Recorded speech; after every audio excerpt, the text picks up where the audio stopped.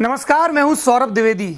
आज कहानी एक ऐसी लड़की की जो महज 21 साल की उम्र में दिल्ली के एक आयोजन में मंच पर चढ़ी और उस वक्त के सबसे बड़े राजनीतिक हीरो की धज्जियां उड़ाकर वापस लौटी।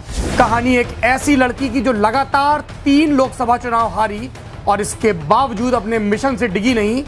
कहानी एक ऐसी लड़की की जो आजाद भारत की सबसे ताकतवर दलित नेता बनी। ये मायावती के राजनीतिक जीवन की शुरुआत की कहानी है। पहला किस्सा, सितंबर 1977 की एक शाम, जगह दिल्ली का कॉन्स्टिट्यूशन क्लब। इमरजेंसी खत्म हो चुकी थी, जनता पार्टी की सरकार आ चुकी थी और जनता पार्टी ने जाति के भेदभाव को दूर करने के लिए कॉन्स्टिट्यूशन क्लब में एक 3 दिन की कॉन्फ्रेंस बुलाई थी।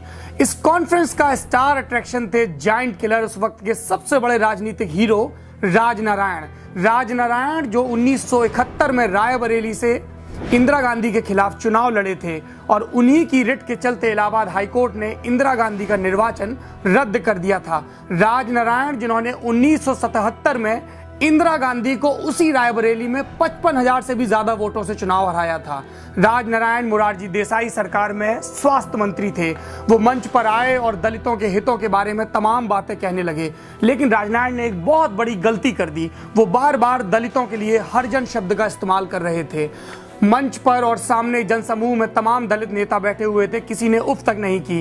राजनारायण के भाषण के बाद जमात के तमाम नेता और बोले और फिर मौका मिला उस लड़की को। लड़की मंच पर आई और उसने राजनारायण, जनता पार्टी, कांग्रेस सबकी धज्जियां उड़ा दी।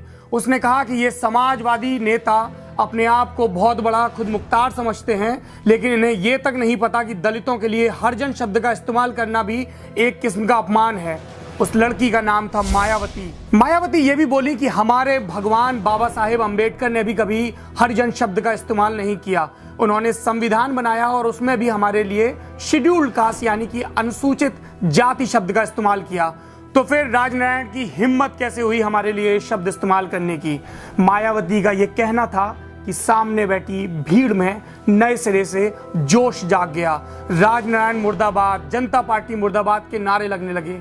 कितनी अकल्पनीय होगी ये स्थिति कि एक पार्टी जो नई नई सत्ता में आई है, बदलाव की बयार पर सवार होकर उसको इतनी अजीबोगरीब राजनीतिक स्थिति का सामना करना पड़े। अपने ही बैनर तले बुलाई कॉन्फ्रेंस में मायावती मंच से बोलकर नीचे उतरी तो दलित समुदाय के तमाम नेता, तमाम प्रतिनिधि उनको बधाई देने पहुंच गए।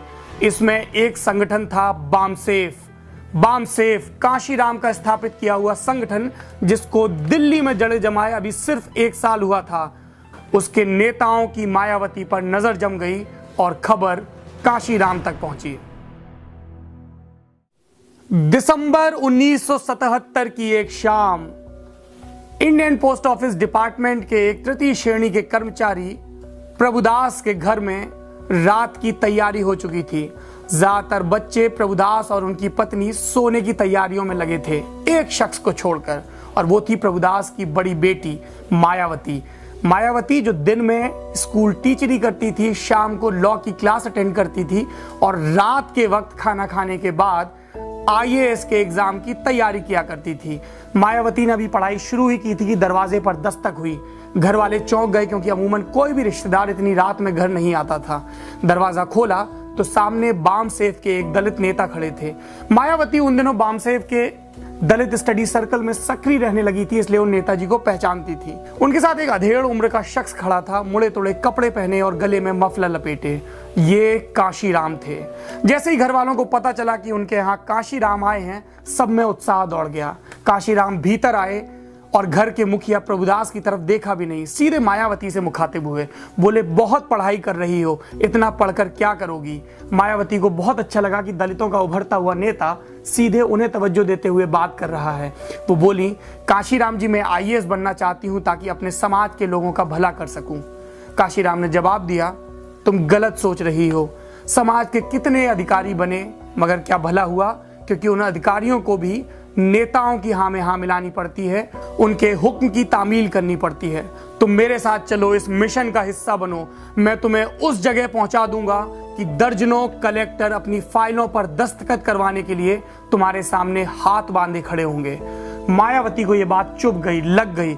मायावती देर तक सोचती रही, कई दिनों तक सोचती रही और उन्हें समझ में आ गया कि कि उनका रास्ता सिविल सर्विसेज की तैयारी नहीं बल्कि मिशन के लिए काम करना है, दलित समाज के लिए अपनी जिंदगी को समर्पित कर देना है। मगर मायावती की इस सोच से उनके पिता प्रभुदास इत्तेफाक नहीं रखते थे। इसके चलते उनके और प्रभुदास के बीच लगातार झगड़े बढ़ते गए और एक दिन उन्होंने अपनी बेटी को अल्टीमेटम दे दिया कि या तो तुम काशी राम का और मिशन का साथ छोड़ो, IAS के एग्जाम की तैयारी करो, वरना मेरा घर छोड़ दो।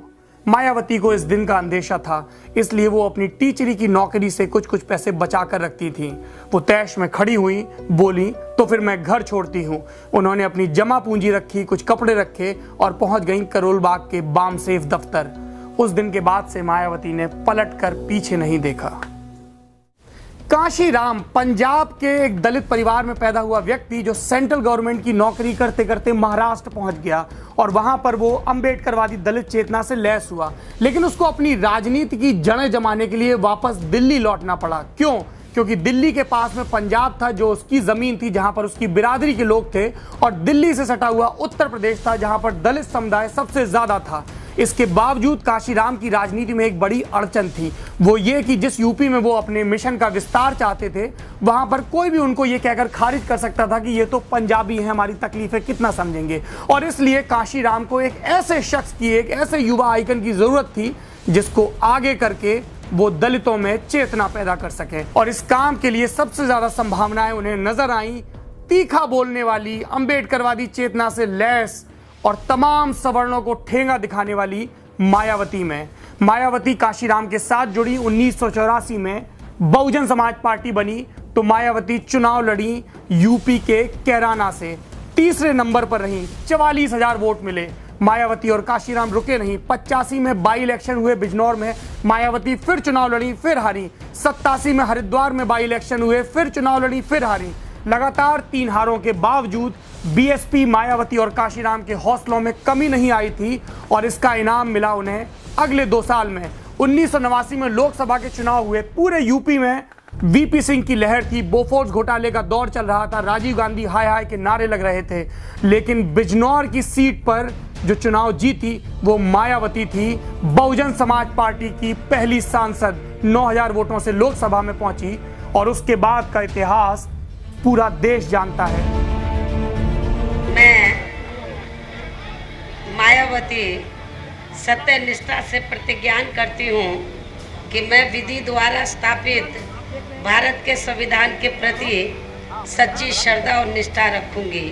मैं उत्तर प्रदेश राज्य के मुख्यमंत्री के रूप में अपने कर्तव्यों का श्रद्धापूर्वक और शुद्ध अंतःकरण से निर्वहन करूंगी। ये थी कहानी मायावती की। कुछ और राजनीतिक किरदारों के साथ, कुछ और राजनीतिक किस्सों के साथ thelalantop.com पर हम फिर हाजिर होंगे। शुक्रिया।